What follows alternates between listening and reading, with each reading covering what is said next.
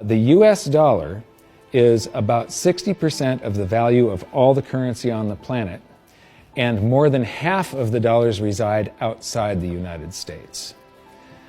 The reason every country has US dollars is, first of all, that's what central banks use as the reserve currency. Second of all, oil is priced in dollars. So, this is the world, and what you see here is that these are the countries that are avoiding the US dollar in trade. They're doing bilateral agreements where they'll either hold each other's currency and settle that way, or they're establishing, like right now, they're talking about a BRICS bank, Brazil, Russia, India, China, and South Africa, having a bank that will do settlements between the countries directly without using the US dollar. These countries, they tried to avoid using the US dollar, like Iran tried, and we banned them from using SWIFT. How many here have made wire transfers before? So do you know what a SWIFT number is? It's a code that you plug in, and this SWIFT system is what transfers those dollars from one person's account to another person's account. Well, Iran decided that they were going to sell oil only in euros. They got banned from SWIFT. But there's countries right now coming up with a replacement for SWIFT. And it doesn't use the dollar, it's the Sukra system. And Iraq started selling oil for euros.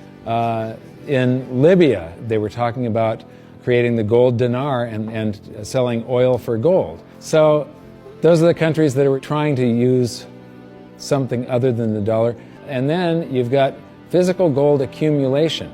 I'll show you later that China is accumulating an immense amount of gold, but all the countries with an up arrow, that's gold accumulation. Then we have gold repatriation. Germany has been asking for their gold back, and they're getting it. Venezuela has repatriated their gold from the Bank of England.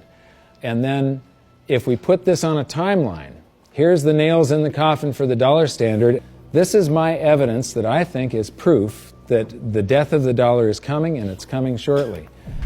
Nixon ended Bretton Woods, and we went on the dollar standard. Then the first nail in the coffin is Iraq sells oil in euros. The crisis of 2008, and we added 1.25 trillion to our base money in the United States. As we add to the base currency, people get worried about inflation. They start rushing toward gold and silver. Iran ends oil sales in dollars, and they're taking commodities in trade for oil. They're taking, in Turkey, they take the local currency and then buy gold in Turkey and export the gold to Iran. So they're basically selling oil for gold. They do the same thing with India. QE2, quantitative easing, that's more currency printing in the United States. Libya, China and Russia bypassed the dollar. They did a bilateral trade agreement where they hold each other's currency, and they do direct debt settlement without having to wire transfer US dollars. Chinese president just recently said that the dollar as the world's reserve currency is a product of the past. Utah recognized silver and gold as money. China and Iran bypassed the US dollar with a bilateral trade agreement. Venezuela repatriates its gold. China and Japan trade directly. India and Japan bypass the US dollar. Russia and Iran trade directly. Iran sells India oil for rupees and commodities. China and Brazil trade directly. Swiss citizens demand gold repatriation. African countries ban the dollar. In Zambia, you can go to jail if you use US dollars. Quantitative easing number 3. They have announced at the Federal Reserve that they're starting with $40 billion of currency that they're creating each month, and now it jumps to $85 billion. That's more than $1 trillion a year. And remember, it took 200 years to go from no dollars to 825 billion, and now they're going to create $1 trillion every year. Iran trading energy for gold. Singapore removes tax on money. Germany repatriates 150 tons of gold from the New York Fed. The citizens of Netherlands demand gold repatriation. Ecuador repatriates part of its gold reserves. Austrian citizens demanding gold repatriation. China acknowledges fundamental market shortage of gold. And now, the Fed is increasing the rate of printing. I said from 40 to 85 billion every month, just over $1 trillion per year. So those are the nails in the coffin for the dollar standard. And if you noticed, they're all speeding up and they're all happening right now. You don't have a whole lot of time. And if you wait too long, then the opportunity is gone. So these are changes in Chinese holdings. They are accumulating gold. They are getting rid of U.S. Treasury bonds. This is gold held in China. The green line is the cumulative gold. That's on this side, this scale. So it's gone from about 700 tons to almost 6,000 tons. And the past couple of years here, they have ramped up their buying.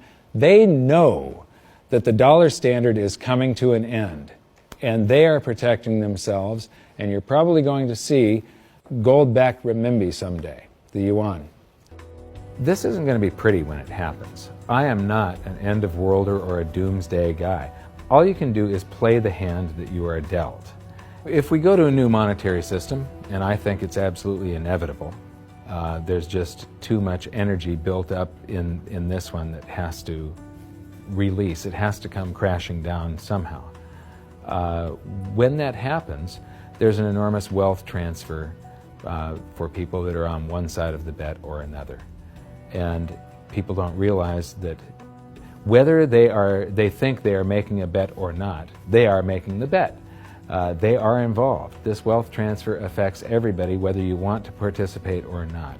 If you're holding paper assets and paper currencies, you have bet one direction. If you're holding gold and physical assets, you've bet the opposite direction. Thanks for watching, but this is by no means the whole story. If you want the full story, including my free online-only chapters and companion videos, there's a wealth of information at ggsr21.com. Thanks.